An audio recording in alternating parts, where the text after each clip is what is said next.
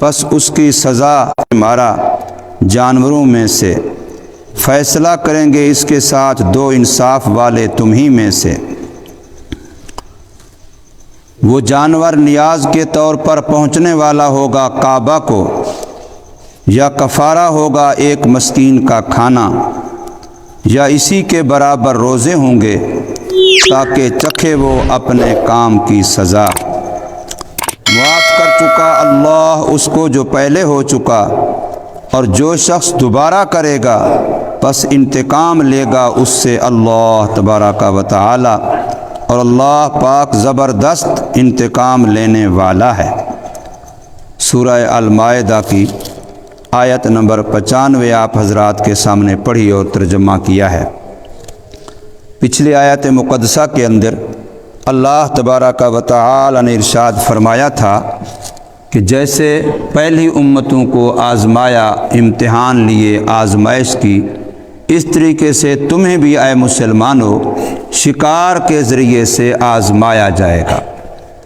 شکار کے بارے میں کچھ ایسے احکامات ہوں گے جس میں مقصود تمہارا امتحان ہوگا، آزمائش ہوگی کہ آیا تم اپنی خواہش خیال کے پیچھے جاتے ہو، اپنی چاہت اور مرضی کو پورا کرتے ہو، یا اللہ تبارک و تعالی کے حکم کی غلامی کرتے ہو۔ میں نے عرض کیا تھا کہ شکار ایک ذریعہ معاش ہے، محض شغل کا نام نہیں ہے۔ آج کل لوگوں نے شکار صرف شغل کا نام رکھا ہے، حالانکہ شکار ایک مستقل ذریعہ معاش ہے، اور اللہ تبارک و تعالی نے قرآن مجید کے اندر اس کا حکم دیا ہے کہ اے احرام والو، جب تم احرام کھول چکو تو پھر تم شکار کرو۔ اذا حللتم فاصطادوا، فاصطادوا امر کا صیغہ ہے، یعنی حالت احرام میں شکار کرنا منع تھا، تو جو ہی احرام کی حالت ختم ہوئی تو اب تمہارے لیے شکار کرنا حلال ہے۔ صحابہ کرام رضوان اللہ تعالی علیہم اجمعین شکار کرتے تھے، اور بہت سارے واقعات ہیں شکار کے، اور حالت احرام میں بھی کچھ ساتھی احرام والے تھے اور کچھ ساتھی غیر احرام والے تھے۔ جا رہے تھے، سفر ہو رہا تھا، در راستے میں شکار نظر آ گیا، ہرن ہے، کوئی اس طرح کا جانور نظر آ گیا، گو خر ہے، تو اس کو ان صحابہ نے جو احرام کی حالت میں نہیں تھے انہوں نے شکار کیا۔ احرام والوں نے ان کے ساتھ کوئی مدد تعاون اس بارے میں نہیں کیا۔ احرام کی حالت میں شکار کرنا بھی منع ہے، دوسرے کو شکار کا بتانا بھی منع ہے، دوسرے کو شکاری کو شکار کے معاملے میں کوئی مدد کرنا، مثلا اس کو تیر، نیزہ، تلوار پکڑا دینا، چھری پکڑا دینا، بتا دینا شکار ادھر گیا ہے، ادھر گیا ہے، اور شکار کو ذبح کرنا یہ بھی منع ہے۔ احرام کی حالت میں نہ شکار کر سکتے ہیں، نہ شکاری کی مدد کر سکتے ہیں، اور نہ شکار پر رہنمائی کر سکتے ہیں، اور نہ شکار کیے ہوئے جانور کو احرام والا ذبح کر سکتا ہے۔ ہاں البتہ جب مکمل طور پر غیر احرام والے نے کیا ہے، اب اگر وہ بنایا احرام والے کے سامنے آئے تو وہ اس کو کھا سکتا ہے، اس کے لیے کھانا اس کا حلال ہے، جائز ہے۔ اور شکار وحشی جانوروں کا ہوتا ہے، جنگلی جانوروں کا ہوتا ہے، پالتو جانوروں کا جو فطرتاً، خلقتاً، پیدائشی طور پر پالتو ہیں، جیسے گائے، بھینس، بکری، اونٹ، مینڈا، چھترا، ان کا شکار نہیں ہوتا، ان کو شکاری جانور نہیں کہا جائے گا۔ شکار دو حالتوں میں منع تھا، ایک حالت احرام کی، چاہے وہ احرام عمرے کا ہو، چاہے وہ احرام حج کا ہو، اور دوسرا مقام حرام، جو احرام اپنا حرم کا علاقہ ہے اس کے اندر شکار کرنا منع ہے۔ تو ان دو صورتوں میں اب اللہ تبارک و تعالی ارشاد فرماتے ہیں، یا ایھا الذین آمنوا، اے ایمان والو، لا تقتلوا الصید، تم شکار کو نہ مارو، شکار کو قتل نہ کرو، شکار نہ کرو، شکار کو نہ مارو، لیکن کب؟ وانتم حرم، اس حال میں کہ تم احرام والے ہو، اس حال میں کہ تم حرم میں ہو۔ یہ دونوں باتیں آگے، احرام کی والے ہو تب بھی نہ مارو، حرم میں ہو تب بھی شکار کو نہ مارو۔ لیکن اگر کسی بندے نے خطا سے، غلطی سے، جان بوجھ کر، جیسے کیسے، ومن قتلہ منکم متعمدا، کسی نے اگر اس شکار کو احرام کی حالت میں مارا یا حرم کے اندر اس شکار کو مارا، جان بوجھ کر مارا یا بھول کے مارا، دونوں صورتوں میں حکم یہ ہے فجزاء مثل ما قتل۔ اب اس میں حکم کے لحاظ سے 3 صورتیں بنتی ہیں۔ ایک بندے نے شکار کر لیا، حرم کے اندر کر لیا یعنی حدود حرم میں، یا پھر احرام کی حالت میں کر لیا، منع تھا، ناجائز تھا لیکن کر لیا۔ اب جہاں بھی شکار کیا ہے اس علاقے میں اس شکار کیے ہوئے جانور کی ویلیو پوچھی جائے کہ یہاں اس کی مالیت کیا بنے گی، اس کی قیمت کیا بنتی ہے۔ اگر وہ جنگل میں ہیں تو جو شہر قریب لگتا ہے وہاں کا ریٹ قیمت معلوم کی جائے، اور اگر ہیں ہی آبادی میں تو اس آبادی میں اگر اس شکار والے جانور کو بیچا جاتا جس کا شکار ہوا ہے، وہ جنگلی جانور، وہ وحشی جانور، اگر اس کو ہم بیچتے اس کے کتنے پیسے بنتے؟ 1000 بنتا، 500 بنتا، 2000 بنتا، 10,000 بنتا، کتنے پیسے بنتے؟ جتنے پیسے اس کے بنتے ہیں۔ اب آگے 3 شکلیں ہیں۔ ایک یہ ہے کہ اس جانور جیسا جانور، مثلا یہ ہرنی ہے تو اس جیسا جانور، بکری ہے پالتو جانوروں میں، اگر یہ گو خر ہے تو اس جیسا جانور گائے ہے پالتو جانوروں میں، تو اس جانور جیسا جانور پالتو جانوروں میں سے بطور کفارے کے ذبح کیا جائے، اور جب وہ ذبح کیا جائے گا تو اس کو صرف مسکین، غربا، مستحقین کھائیں گے، امیر لوگ نہیں کھائیں گے، اور خود وہ بندہ بھی نہیں کھائے گا جو کفارات دے رہا ہے اپنی غلطی کا۔ ایک صورت یہ ہے کہ اس جانور جیسا جانور ذبح کیا جائے، اور اگر اس جیسا جانور نہیں ہے یا وہ پیسے کم ہیں، اس جیسا جانور نہیں آتا، تو پھر صورت یہ ہے کہ ان پیسوں کا حساب لگایا جائے کہ اس سے گندم، اس سے کھجور، اس سے کشمش، جتنی چیزیں فطرانے میں دی جاتی ہیں، جن کا ہم رمضان میں فطرانہ دیتے ہیں تو ریٹ کا لحاظ رکھ کے دیتے ہیں، تو ان چیزوں میں سے ان پیسوں سے وہ چیز کتنا آتی ہے، گندم کتنا آتی ہے، کھجور کتنا آتی ہے، کشمش کتنا آتی ہے، وہ لے لی جائے۔ پھر وہ لے کے جتنا ایک آدمی کا فطرانہ ہوتا ہے اتنا ایک ایک بندے کو دے کے تقسیم کر دی جائے، ایک آدمی کے فطرانے کے برابر ایک ایک بندے کو دے کر کے کھجوریں تقسیم کر دی جائیں، گندم تقسیم کر دی جائے، تب بھی جائز ہے۔ اور اگر یہ بھی نہیں کر سکتا، مالی لحاظ سے اس کو یہ طاقت نہیں یا ویسے نہیں کرتا، تو پھر جتنے وہ پیسے بنتے ہیں فطرانوں کے، ایک بندے کے بنتے ہیں، 10 کے بنتے ہیں، 20 کے بنتے ہیں، 50 کے بنتے ہیں، جتنے لوگوں کے فطرانے کے وہ پیسے بنتے ہیں ان کے برابر اتنے روزے رکھے، تو تب بھی اس کا کفارہ شکار کا جو احرام کی حالت میں کیا یا حرم میں کیا اس کا کفارہ ہو جائے گا۔ اسی کو اللہ تبارک و تعالی نے یہاں بیان فرمایا فجزاء مثل۔ اب جس بندے نے شکار کر لیا حالت احرام میں یا حرم میں تو اس کی سزا مثل اسی کے جانور ہے جو اس نے مارا ہے، جو جنگلی جانور مارا ہے اسی کی مثل جانور ہے، من النعام، پالتو جانوروں میں سے۔ اب اس جیسا پالتو جانور کون ہے؟ پرندہ اگر مارا ہے تو اس کے برابر مرغی آئے گی، اس کے برابر میں مور آئے گا، پالتو جانوروں میں سے کوئی جانور ان میں سے آئے گا۔ فیصلہ کون کریں اس کا؟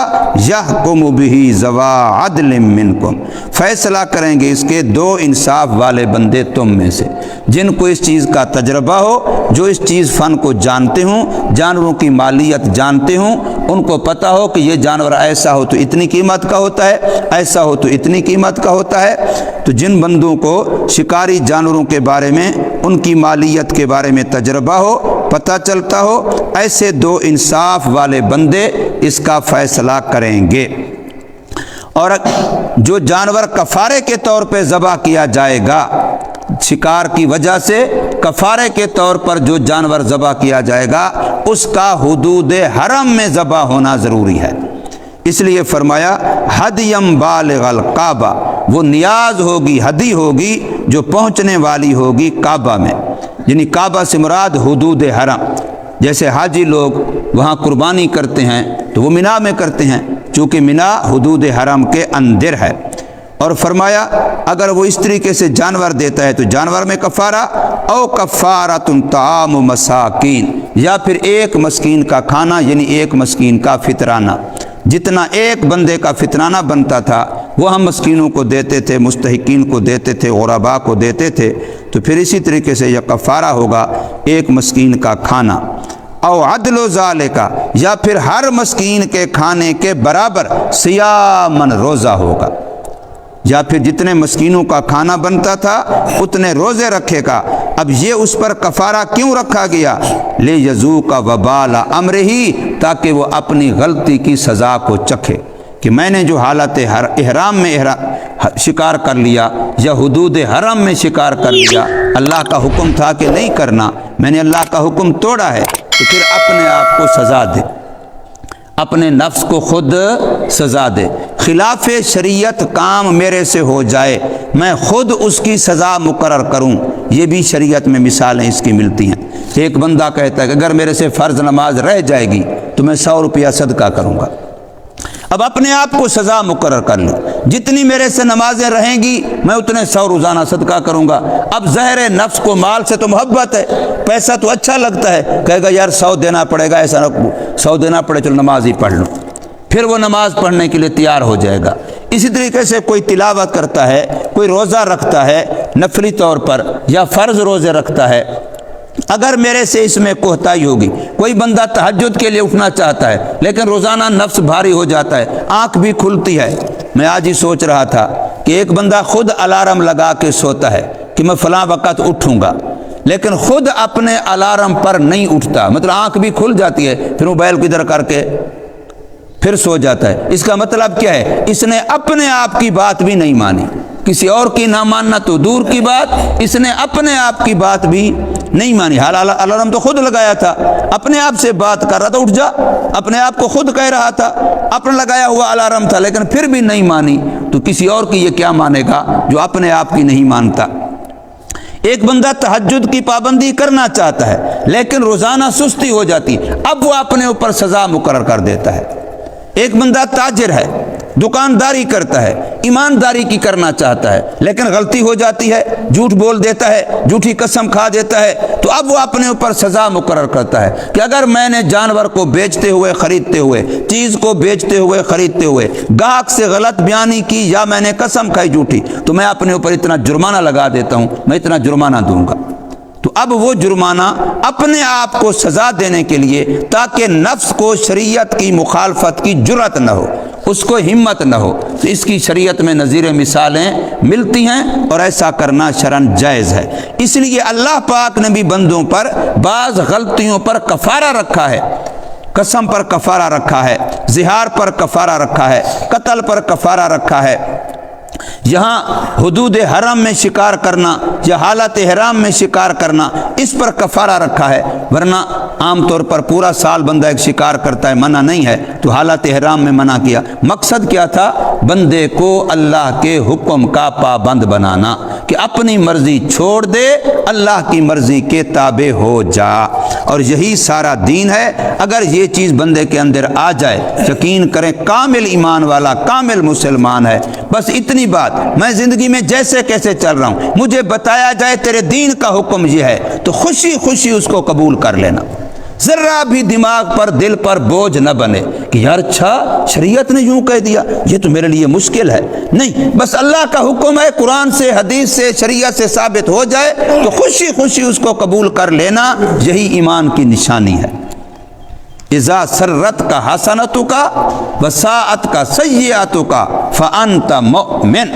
میرے آقا صلی اللہ علیہ وسلم نے ارشاد فرمایا کہ جب نیکی پر تجھے خوشی نصیب ہو اور گناہ پر تجھے تکلیف ہو تو سمجھ لے تو ایمان والا ہے۔ آج ہم گناہ پر خوش ہوتے ہیں، بدنگاہی کر کے خوش ہوتے ہیں، بد زبانی کر کے خوش ہوتے ہیں، کسی پر ظلم کر کے خوش ہوتے ہیں، رشوت لے کے خوش ہوتے ہیں، سود لے کے خوش ہوتے ہیں، تو یہ گناہ پر خوش ہونا یہ ایمان کے نہ ہونے کی نشانی ہے۔ نیکی پر خوشی ہو اور گناہ پر تکلیف ہو، ہائے آج میری تہجد رہ گئی، ہائے آج میری تلاوت رہ گئی، ہائے آج میری جماعت رہ گئی، ہائے آج میرا فلاں نیکی کا کام رہ گیا، تو اس پر تکلیف ہونا یہ ایمان کی نشانی ہے۔ تو فرمایا او عدل ذالک صیامن، یا پھر اسی کفارے کے طور پر جو فطرانے کے پیسے دیے جا رہے فطرانے کے برابر کفارے کے، ان کے برابر روزے رکھنا، کیوں؟ لیذوق وبال امرہ، تاکہ اس کو اپنے اس گناہ کے کام کا انجام، اس کی سزا، اس کو وبال اس کا چکھایا جائے۔ اف اللہ عما سلف، باقی جب تک تمہیں معلوم نہیں تھا، اس سے پہلے جو تم حالت احرام میں شکار کر چکے یا اس سے پہلے جو حدود حرم میں شکار کر چکے وہ معاف ہے، اس لیے کہ اس وقت اللہ کا حکم منع والا نہیں آیا تھا۔ ومن عاد، لیکن اب حکم شریعت آ چکنے کے بعد اب جو بندہ دوبارہ گناہ کی طرف آئے گا، پھر عود کرے گا، پھر واپس اسی دوبارہ والی غلطی کرے گا پہلے والی، فینتقم اللہ من، تو پھر اللہ اس سے انتقام لے گا۔ جو اللہ کا حکم توڑتا ہے وہ مت سمجھے کہ میں نے بندے کی نافرمانی۔ اذان مؤذن نے اذان دی، یہ اذان کس کی ہے؟ اللہ کا بلاوا ہے، کسی بندے کا نہیں ہے، کسی مسجد کا نہیں ہے، کسی فرقے کا نہیں ہے، کسی گروہ پارٹی کا نہیں ہے، یہ میرے اللہ کا بلاوا ہے۔ اب اس اذان پر جو مسلمان لبیک نہیں کہتا اور سجدے کی طرف نہیں آتا، نماز کی طرف نہیں آتا، وہ ٹکر میرے اللہ سے لے رہا ہے، اس سے انتقام اللہ نے لینا ہے۔ اور جو اللہ سے مقابلہ کرے پھر کہے کہ میری زندگی خوشی والی گزرے گی، کیسے ہو سکتی ہے؟ یہ تصور ہی غلط ہے کہ پھر اس کے کمائی میں برکت ہو، اس کے گھر میں برکت ہو، اس کی صحت میں برکت ہو، گھر میں اتفاق ہو، گھر میں سلوک ہو، گھر میں محبتیں ہوں، یہ ہو ہی نہیں سکتا۔ اس گھر میں پھر بد سلوکی ہوگی، اس میں نفرتیں ہوں گی، بے برکتیاں ہوں گی، جہاں اللہ کے حکموں کو توڑا جائے گا۔ اس لیے فرمایا جو دوبارہ اس گناہ کی طرف لوٹے گا فینتقم اللہ من، پھر اللہ اس سے انتقام لے گا۔ واللہ عزیز ذو انتقام، اللہ زبردست بھی ہے اور انتقام لینے والا بھی ہے۔ اللہ اپنے نافرمان کی گردن مروڑ سکتا ہے۔ فرعون کا کیا بنا، شداد کا کیا بنا، حامان کا کیا بنا، قارون کا کیا بنا، نمرود کا کیا بنا، یہ قصے ہمیں ویسے نہیں سنائے جاتے، عبرت کے لیے سنائے جاتے ہیں کہ لوگوں اگر مال و دولت میں کامیابی ہوتی تو قارون اپنی دولت خزانے سمیت غرق نہ ہوتا، زمین بوس نہ ہوتا، اگر حکومت میں کامیابی ہوتی، طاقت میں کامیابی ہوتی تو فرعون پانی میں ڈبکیاں کھا کھا کے نہ مرتا۔ یہ اللہ بتلانے کے لیے ہمیں یہ واقعات سنا رہے ہیں کہ کامیابی اللہ کے حکم کو ماننے میں ہے، چاہے وہ موسیٰ علیہ السلام جیسا نہتا ہو، ابراہیم علیہ السلام جیسا ہو، اللہ کے حکم کو جس نے مانا وہ کامیاب ہوا۔ رنگ کا کالا بلال ہے، سلمان فارس کا بکتا بکاتا غلام ہے، لیکن جنت کے شہزادے بن گئے، کس وجہ سے؟ اللہ کے حکم کو ماننے کی وجہ سے۔ اللہ تبارک و تعالی ہمیں بھی سمجھ نصیب فرمائے اور عمل کی توفیق دے۔